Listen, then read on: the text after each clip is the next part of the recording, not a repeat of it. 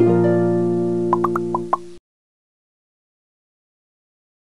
बंधुरा, आमी मिसेस सेनगुप्त आमार चैनेले तोमादेर सकलके स्वागत जानाई। झिंगे दिए मुग डालेर रेसिपि आज आमी तोमादेर संगे शेयर करब। झिंगे दिए मुग डाल रान्ना करार जोन्नो झिंगे तो लागबेई। झिंगेटाके आमी खोसा छाड़िए टुकरो करे केटे नियेछि, केटे भालो करे धुए नियेछि। एबार आमी जल थेके जलटा झरिए तुले निচ্ছি। झिंगे दिए मुग डाल एटा एकटा अत्यंत साधारण रान्ना, किन्तु आमी जेभाবে करछि सेइभाবে करले रान्नाटा खूबই सुस्वादु हबे। आमी आमार परिवारेर लोक अनुयायी मुग डाल निये निয়েছি। मुग डालटाके शुकनो कड़ाईते आमी भेजे नेब। भाजार समय खेयाल राखते हबे जाते डालटा पुड़े ना जाए। डालटा हालका भाजा हये गेছে, मुग डाल भाजार खूब सुंदर गन्ध बेरिয়েছে। एबार डालटा नामिয়ে धुए नेब।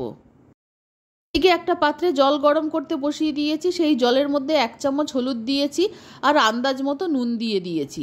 ডালে যতটা পরিমাণ নুন প্রয়োজন সবটাই এখন দিয়ে দিয়েছি। এবার ডালটা সেদ্ধ করতে দিলাম। ডালটা যখন সেদ্ধ হতে থাকবে তখন ডালের ফেনাগুলো ফেলে দিতে হবে। আর প্রেসার কুকারে সিদ্ধ করা ডালের থেকে এইভাবে আঁচে সিদ্ধ করা ডাল অনেক বেশি স্বাদ হয়। ডালটা অর্ধেকের বেশি সিদ্ধ হয়ে গেছে। এখন আমি কেটে রাখা ঝিঙেগুলো দিয়ে দেব। ঝিঙের টুকরোগুলো কতটা বড় রেখেছি তোমরা অবশ্যই দেখে বুঝতে পারছো। এখন সব ঝিঙেগুলো ডালের মধ্যে দিয়ে দিচ্ছি। ডালটা যতটুকু সেদ্ধ হতে বাকি আছে ঝিঙের সঙ্গে ডালটাও সেদ্ধ হয়ে যাবে। ডাল আর ঝিঙে খুব ভালো মতো সেদ্ধ হয়ে গেছে। ডালে নুনের পরিমাণটাও ঠিক আছে। এবার আমি ডালটা নামিয়ে নিচ্ছি, ফোড়ন দেব।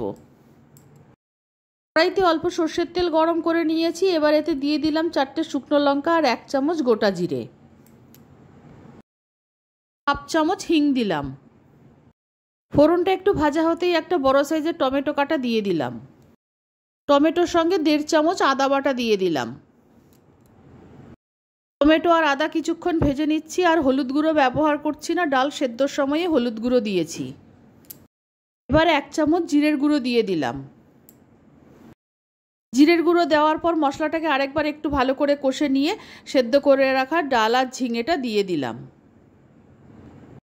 হাফ চামচ মিষ্টি দিলাম।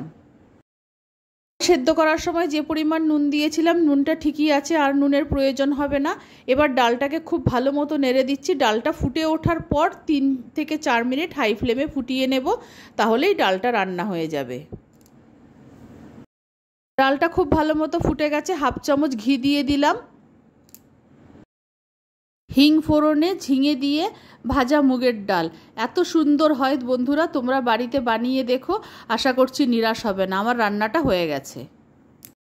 গরম ভাত বা রুটি দিয়ে এই ডালটা খেতে খুবই সুন্দর লাগবে।